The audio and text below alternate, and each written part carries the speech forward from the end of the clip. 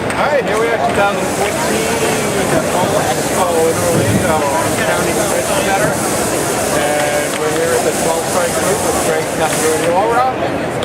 got that close enough. There you go. And we got a great little poster right here. So it kind of explains a lot what's going on. So Gregg, tell us what this gold standard is all about. Well, the gold standard is we take care of our customer. We feel we take care of our customer, and our customer tells us this at a very, very high level.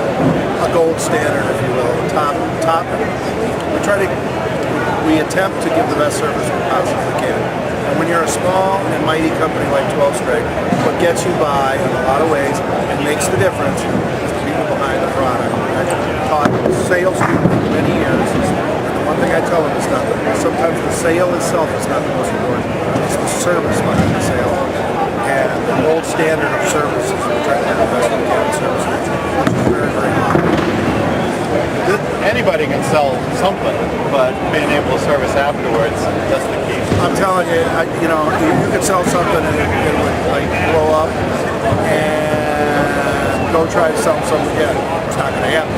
Ask them to help you sell something. It's a testimonial. It's not going to happen.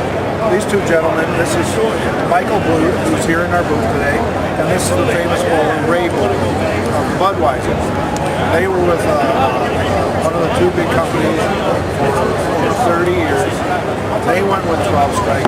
They had heard from previous customers, testimonials, how good the service was. They were really, really interested in that, and then went on to what the product is. So they wanted to know if they spent the money they did.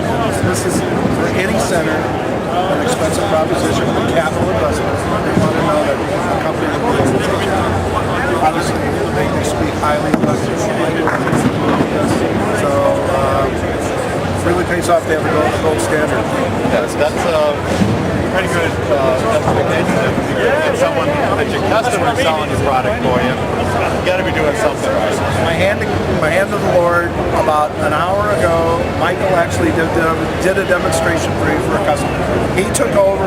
He's pushing buttons, played the thing like Billy Joel on piano, and that's what it's all about. The customer becomes better than we are, and he's really proud of it, and really, really helpful to have him here. He's here at his own expense, and he just wanted to help out because he believes in it. Now, over the years, you've had a few different products, so why don't we take us through what you've got now and what's new, and maybe a hint of what's coming up?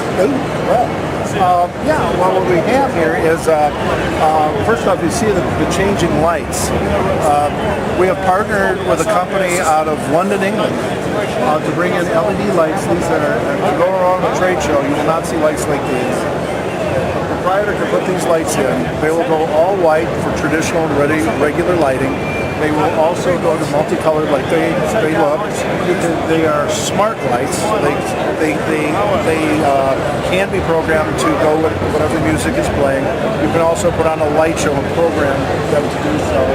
Up in the upper left-hand corner of the video is the video that demonstrates the capability of this lighting. And what happens is it's going to go off. Are they kind of like the rope lights that they've already got in the center? No, these are those are LED installed that way, or these are a little bit more sophisticated. They run off of ballasts. They are LEDs. The rope lights are LEDs. This is just a little bit more sophisticated. You can see in the upper left the light show that these lights are capable of doing. A lot of fun. And right now my girlfriend owns bowling centers, and we're doing a kind of a cost breakdown of everything that she does, and putting these lights in, she could theoretically save 60 to 70% in her power usage. So this is the new wave. Again, talking about the next big thing. One of the ways is you can save money power-wise on the light show to give your audience something special. So it is something special. They kind of just pay for themselves eventually. Eventually, absolutely.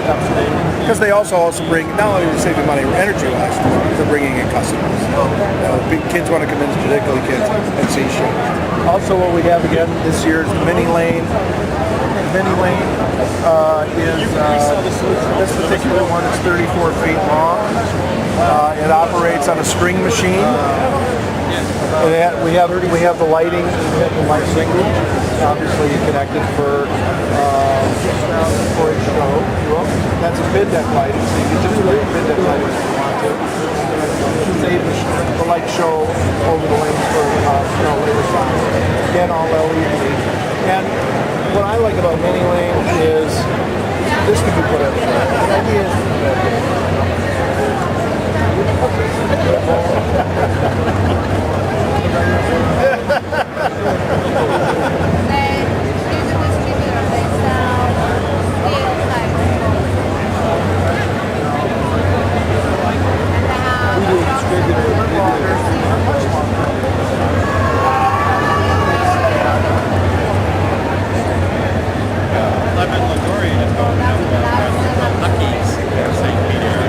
and I still haven't been there, but on the idea of mini lanes, duck pin size, I'm kind of curious to see what company that they use, but it seems to be the thing where people don't have to go out and change their shoes, get big heavy balls, and I mean, watching some of the kids, even two-handed with the little mini balls. right. And last year we had this same lane, only the approach was. So we wanted to do something different by adding the approach. And before you could just walk up on the carpet and throw the ball. So and this particular lane here, the only one in the industry to install modular. It's all modular. And so the eventual goal is to make this a self-install for people who don't. Video to teach them how, manuals and all that, but to make it so it is self-install. This lane right here took less than 4 hours to put the whole thing together. So if someone was looking like a mall installation, just as a demo for what bowling is, to maybe publicize a bowling event, they could put something like this in overnight. Because that's exactly what's going on right now. We're talking to several malls who want to do a program of fundraising and things like that. Physical fitness awareness. I'm thrilled that they consider bowling part of physical fitness because it really is. And they have a good time. So we can come in, put it together, take an afternoon or morning, by that time we're bowling, or 4 or 5 hours later, boom, ready to go. Taking it down is even simpler. And we can do that almost anywhere. Oh, I thought you were doing Okay, well, thanks. Not flamboyant, obviously not young either. Oh, the but current, okay. Thanks for the compliment anyway. And also we have our scoring attached, so it has automatic scoring, so the kids can have their graphics and so forth. A lot of fun, and the idea is to keep them bowling. That's the end result. Is to have a good time, to keep them bowling. Yeah, so get them started, then keep them going from there. So what else have you got going on? Well, again, with our automatic scoring, like I say, One pin was off there. this show, Right? I'm from up north. This is awesome. what we're doing is Uh-oh. Up north you get 3 balls first. You get 3? That's candlepin bowling.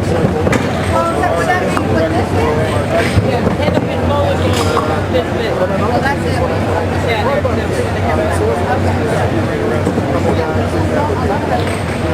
yeah. I like that.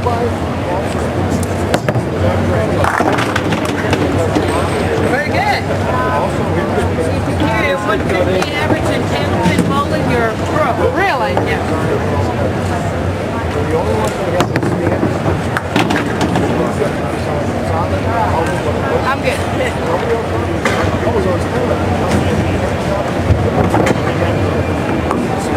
That, I didn't think that was very important because it's all about the software. Well, it is all about the software. But I tell you what, a lot of proprietors like flexibility.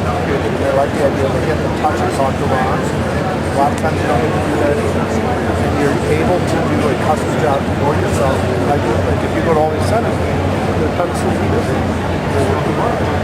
so that is quite an intangible, in my opinion. So, Yeah. So if you've got furnishings and you want your pedestal to kind of match up with it, instead of, well, that doesn't go with that. That can be handled nowadays, especially for the FECs where the theme is so important. that's exactly correct. That's exactly correct. Bring up a good point. And I'm looking over here. I mean, we have partnered again with a gentleman from London with the lighting. He also does synthetic lanes, so we now offer a synthetic lane, which is 5/8 of an inch thick, 100% laminate, USB-C approved. We have capping, we have gutters, we have bumper gutters. We have a rack and hood for the ball returns, which will be out here tomorrow. It just arrived. Got here a little bit late, but it'll be here tomorrow. So we're getting to the point where we're becoming more and more self-sufficient and equipped to fulfill a proprietor's needs in whatever direction they want to go to. We also have an agreement with Venue Furniture. They've been great to work with. I've had the opportunity to sell several bowling centers their furniture, and everybody loves it. I mean, it's really quality stuff, and a lot of it is designed for the bowling center in mind, which I didn't make up, but I just thought of it. You can use that if you want. Yeah, obviously, being Let's Go Bowling Radio, we see Let's Go Bowling logo on the notebook there. Exactly right. Well, this is Steve Hickerson of Mini Lane, and that has been his... I'm being interviewed right now. I see that. Yeah, but now we have Steve, too. Yeah, there's Steve. Say hello, Steve. Hi. You can see we're bookends.